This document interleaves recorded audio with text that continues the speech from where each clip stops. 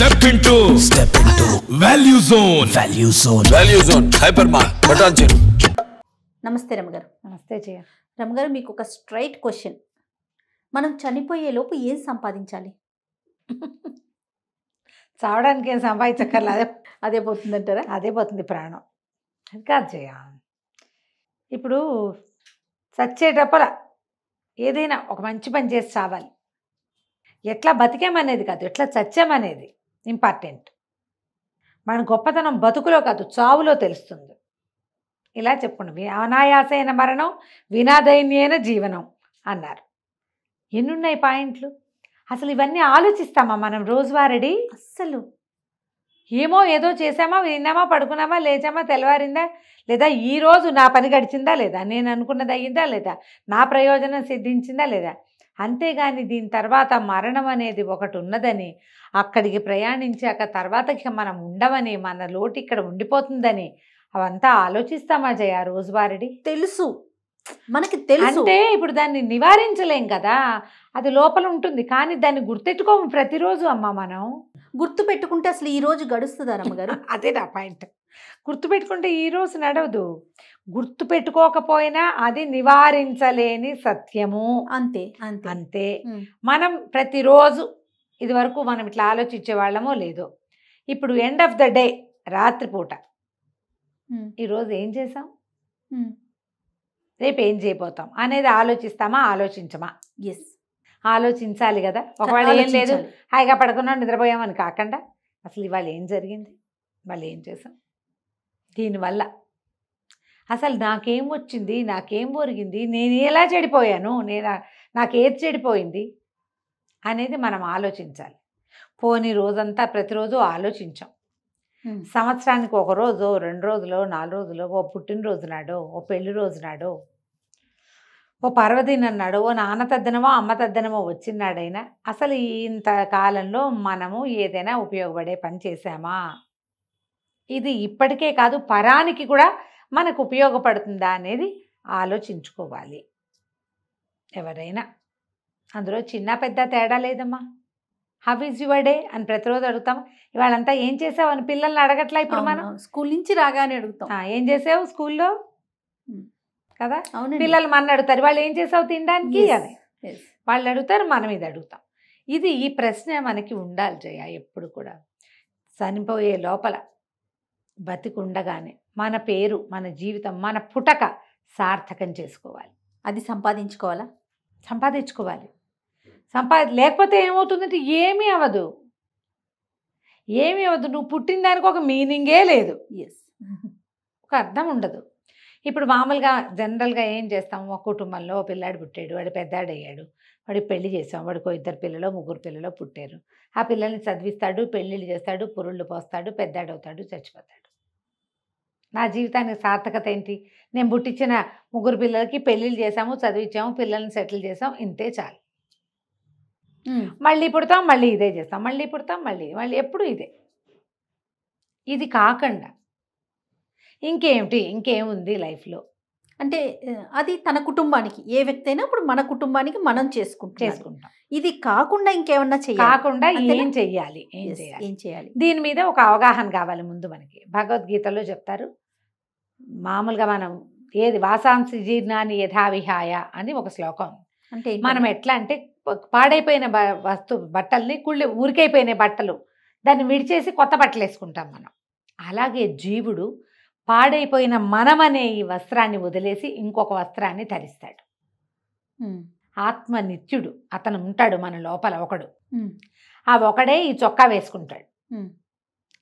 ఈ చొక్కా ముసిలిదైపోయాక, జబ్బు చేశాక, ఏదో యాక్సిడెంట్లో దెబ్బలు తగిలితేనో, ఏదైనా జబ్బు చేస్తేనో, లేదా వయసుతోటి జరా మరణాలు అందరికీ సహజం కదా, ఇది వృద్ధాప్యంతో శరీరాన్ని వదిలిపెట్టేసి ఆ లోపల ఉన్న ఆత్మజ్యోతి వెళ్ళి ఇంకో చొక్కా తొడుక్కుంటుంది. ఈ వెళ్ళిపోయిన వాడు ఉన్నాడు చూడు, వాడు వెళ్ళాడు, ఒక జీవుడు బయటికి వెళ్ళిపోయి ఇంకో చొక్కా వేసుకుంటాడు కదా. ఆ జీవుడు పరమాత్మ యొక్క స్వరూపం, భగవంత్ స్వరూపం. అతను మనలో ఉన్నంత కాలమే మనం చేతులాడిస్తాం, కాళ్ళాడిస్తాం, సినిమాలు చూస్తాం, అవి చేస్తాం, ఓల్డ్ అని చేస్తాం, పెళ్ళిళ్ళు చేసుకుంటాం. కొంతమంది 2, 3 పెళ్ళిళ్ళు చేసుకుని ఇంకా ఎక్స్ట్రా మ్యారిటల్ ఎఫర్ట్స్ పెట్టి తాగేసి, తిరిగేసి, తినేసి, వాళ్ళని వెళ్ళి మోసం చేసి, కోట్ల కోట్లు వెనకేసి హత్యలు చేసి ఎన్నో చేస్తావు. వీటన్నిటికీ నువ్వు కొంతమందికి తెలుస్తుంది, కొంతమంది తెలుస్తుంది. లోపల ఉంటాడు కదా ఒకడు పరమాత్మ స్వరూపుడు, వాడు చూస్తూ ఉంటాడు. అతను ఇంకో చొక్కాలోకి వెళ్తాడు చూడు.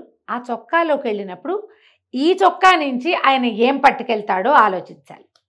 ఈ షర్ట్ నుంచి ఆయన ఏం పట్టుకెళ్తాడు? నువ్వు పాప పంకిలమైన జీవితం నీది.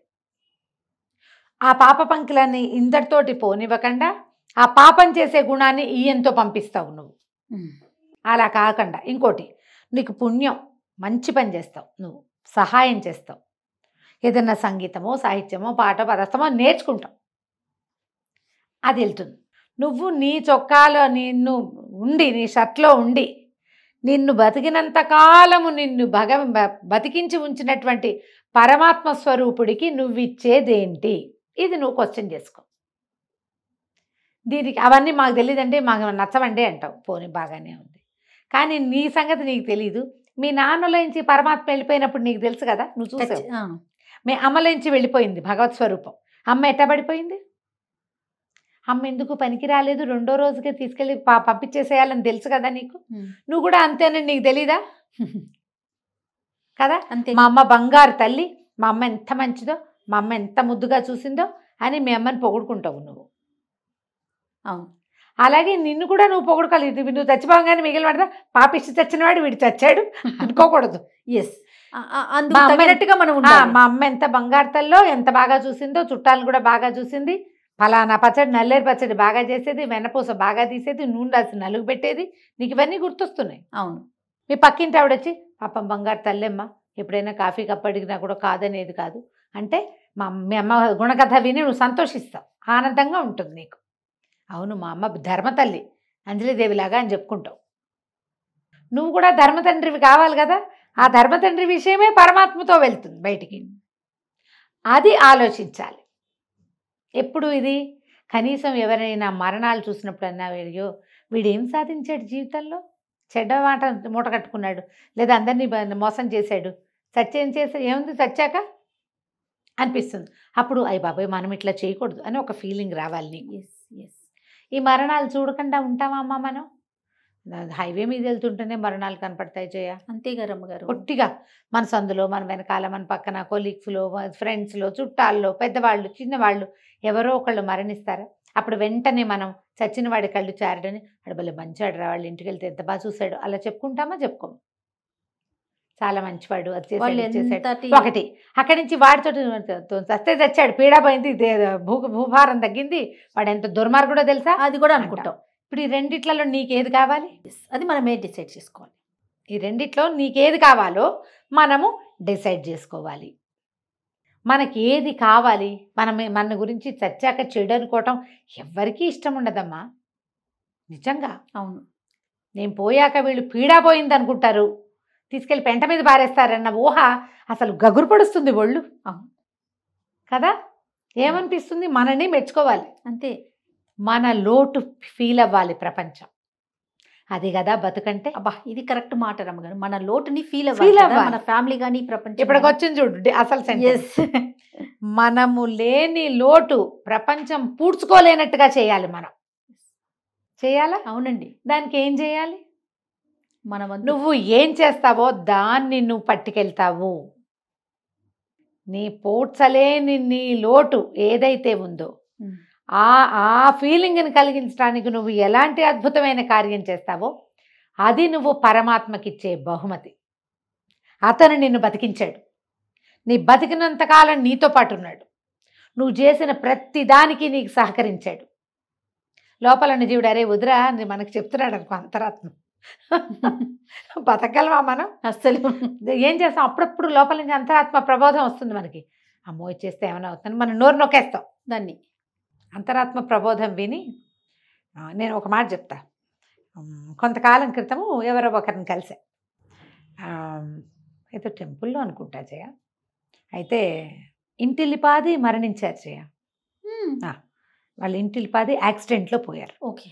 భార్య, వాళ్ళ అమ్మ, అతని తల్లి, 2 పిల్లలు, చెల్లెలు, వీళ్ళందరూ ఎక్కడికో వెళ్ళారు. అయితే చెల్లెలు పిల్లాడట కొంచెం టెంపరేచర్ ఉంది చెల్లెలు కొడుక్కి. చెల్లెలు భర్త ఫారిన్లో ఉన్నారు. పిల్లాడికి జ్వరమని మీరెళ్ళండి నేను ఉంటాను అన్నట్టు అతను. చెల్లెలు ఎంత బతిమలాడిందోట, నేనుంటా అంటే ఇతనికి అంతరాత్మ ప్రబోధం పదే పదే అనిపించిందట. ఆ చెల్లెలకి పోలియోట, జాబ్ కూడా లేదు. నేను ఉండిపోతాను, నా పిల్లాడితో నేను ఉంటాను, మీరు వెళ్ళండి ఫంక్షన్కి అని చెప్పింది. కానీ అతనికి ఎంతసేపు నువ్వు ఉండిపో అలా అనిపించేసింది లోపల. అబ్బా నాకు వాళ్ళ మీద ఇంట్రెస్ట్ లేదు, మీరు వెళ్ళండి, ఇప్పుడు అమ్మాళ్ళు వస్తారు, మీ ఫ్యామిలీ తరఫున నువ్వు వెళ్ళాలి కదా పాపాయ్, ఇదే డైలాగ్ అతను చెప్పింది. ఆ పాపాయ్ అన్నాడు నువ్వు వెళ్ళు అని చెల్లెల్ని పంపించాడు. మొత్తం అంతా పోయారు. అతను 7 ఏళ్ల మేనల్లుడు ఇతను ఉండిపోయారు. 7 years పిల్లవాడు. వాడు జ్వరం తగ్గాక అంతా ఇవన్నీ చూసాక మావయ్య నువ్వు ఒక్కడివి ఉన్నావు నా కోసం అన్నట్టు. ఇతను కనిపించింది ఇదేనేమో, ఒకవేళ నా చెల్లెలున్నా వీడిని బతికించగలిగేది కాదు, అమ్మాయి వల్ల అయ్యేది కాదు. ఆ మేనల్లుడు డాక్టర్ అయ్యాడు, ఎంఎస్ చేస్తున్నాడట అతను. భగవంతుడు ఇలా చెప్తాడు. ఎంత విచిత్రమైన సంగతి చూడు. అతను అని చెప్తా కానీ ఆయన నాకంటే పెద్దవాడు. ఓకే, మేనల్లుడు ఎంఎస్ చేస్తున్నాడు, పెళ్లి సంబంధాలు చూస్తున్నాం అని చెప్పి అప్పుడు ఈ విషయం చెప్పారు. కొంతమందికి నన్ను చూస్తే విషయాలన్నీ చెప్పేయాలనిపిస్తుంది ఎందుకో. అదే కదా, వాళ్ళ ఎందుకో మా భార్య చాలా మూడ్ ఆఫ్గా వెళ్ళింది, అతను రావట్లేదని చాలా మూడ్ ఆఫ్గా వెళ్ళింది. మా అమ్మేమో మా చెల్లెల్ని తీసుకెళ్ళాలనుంది, నేను ఆగిపోతున్నానని కష్టంగా ఉంది ఆవిడికి. బలవంతంగా వెళ్ళారు, మొత్తం అంతా అయిపోయారు. ఎప్పుడో ఎన్నేళ్ల క్రితమో. నా పిల్లలు నాకు దక్కలేదండి. నాకు పిల్లలు లేని లోటు వాడి వల్ల, ఆ తండ్రి లేని లోటు నా వల్ల వాడికి తీరింది. మేమిద్దరం ఒకళ్ళకొకళ్ళం బతుకున్నాము. మా బావగారు అమెరికాలో, అప్పుడు అమెరికా కాదు ఏదో ఫారిన్ కంట్రీలో ఉన్నారు. ఆయన మళ్ళీ పెళ్లి చేసుకున్నారు. నేను పెళ్లి చేసుకోలేదండి. ఎవరో ఫ్రెండ్ తోటో కొన్ని రోజులు కలిసి ఉన్నారట. తర్వాత అది కూడా ఏం పెద్దగా కుదిరినట్టు లేదు. మేనల్లుడు మేనమామ హాయిమని ఉన్నారు. ఆయన చాలా మంచి ఉద్యోగం, ఆస్తి స్వాస్తి ఉన్నాయి. నేను ఇట్లా ఒంటరిగా బతకాలనుంది. ఆ పిల్లవాడికి ఆయనే మామయ్యే మా నాన్న, ఈయనకేమో తన పిల్లలు ఆ పిల్లాడే. అంతే అంతే, ఇలా జరుగుతాయి రేయర్గా. ఇప్పుడు భగవంతుడు అతనితో పాటు ఇంకా ఉండదలుచుకుని ఉన్నాడు. అంతే అంతే కదా. ఇప్పుడు మనం ఏ క్రియ చేస్తున్నా మనకి లోపల అంతరాత్మ ఉంటుంది. కొన్నిటిని వద్దంటుంది, కొన్నిటిని చేయమంటుంది. అంతరాత్మ ప్రబోధం ఆయన చెప్పాడు. అంతరాత్మ ప్రబోధం వల్ల ఆగిపోయాను వాళ్ళ, అందుకే చెప్పా ఆ మాట. ఏమిటో వెళ్ళబుద్ధి కాలేదు అంతేనండి నాకు. వాళ్ళు మాకు క్లోజే, బాగా క్లోజే మాకు ఫ్యామిలీ. మరుసటి 2 రోజులు సెలవులు వచ్చినాయని పిల్లల్ని కూడా పంపించట. స్కూల్ డేస్ అయితే పిల్లల్ని కూడా పంపేవాడిని కాదండి. స్కూల్ ఉంటే మా అమ్మ చెల్లి మా ఆవిడ ముగ్గురు వెళ్ళేవాళ్ళు. 2 పిల్లల్ని నేను ఉంచుకునేవాడిని. వీడి జ్వరం వచ్చిన వాడు ఎటగా ఇంటో నేను ఉంచుకునేవాడిని. హాలిడేస్ ఉండేసరికల్లా పిల్లలు ఫ్రీ, ఫ్రైడే సాటర్డే సండే కలిసి వచ్చినాయని పోయారు. మనలో ఉన్నటువంటి పరమాత్మకి మనం ఇవ్వగలిగే బహుమానం ఏంటంటే సరి అయిన పనులు చేయటము. అంతే, కొన్నైనా కనీసం, అన్నీ కాదు, పోనీ అన్నీ చేయలేకపోతావు, పరోపకారం చేయలేవు నువ్వు, కొంత చెయ్యి. ఇతరుల మధ్య గొడవలు పెట్టకు, ఇతరులని సాధారణ పరిస్థితుల్లో విమర్శించద్దు, నిందించద్దు. చేయగలిగిన సహాయం, ఒకవేళ చేయలేకపోతున్నాను అని చెప్పు, చేస్తానని మోసం చేయకు. జాగ్రత్తగా ఎక్కడైనా ఒక్క సందర్భంలో అయినా ఇది మనం భగవంతుడికి ఇస్తున్న బహుమతి అని జ్ఞాపకం పెట్టుకుంటే అది మనం చేయవలసింది. చచ్చేలోపు చేయాల్సిన పని ఏంటంటే ఈ జీవితం భగవంతుడు ఇచ్చిన అవకాశం, అతడికి మనం ఏం చేస్తాము అన్న ఒక్కసారైనా ఊహ రావటమే చచ్చే లోపల రావాల్సిన ఊహ అది. అంతే, ఏదో చేస్తావు, అప్పుడేదో ఎవరికైనా అన్నదానం చేస్తావు, ఎవరికైనా సహాయం చేస్తావు, అది వస్తుంది నీతో పాటు కదా. బాగుందా? చాలా బాగుంది రమ్మగారు. నమస్తే. నమస్తే.